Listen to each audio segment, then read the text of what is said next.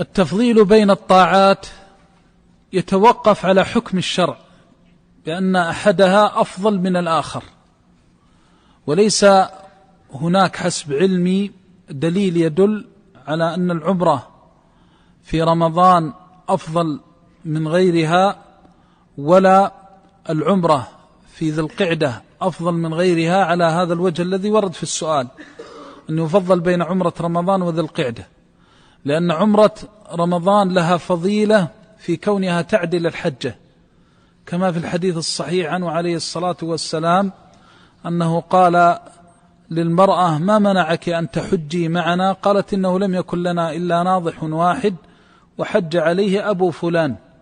قال: فإذا كان رمضان فاعتمري، فإن عمرة في رمضان كحجة معي.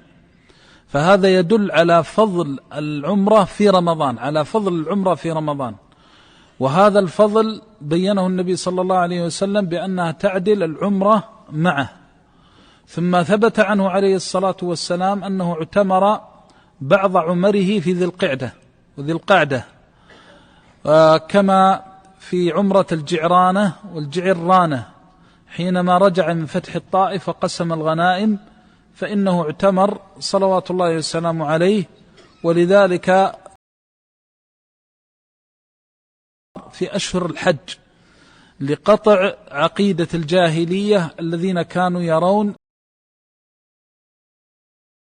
الفجور، فصارت لها مزية أنها من السنة الفعلية، فلا يمكن لنا أن نجزم بأن هذه السنة القولية بأنها كحجة معه عليه الصلاة والسلام أفضل من فعل العمرة في ذي القعدة تأسيا بالنبي صلى الله عليه وسلم، لأنه يفتقر إلى العلم بما رتب من الأجر على العمرتين. لكن نقول: من اعتمر في رمضان كانت عمرته بحجة كما أخبر النبي صلى الله عليه وسلم.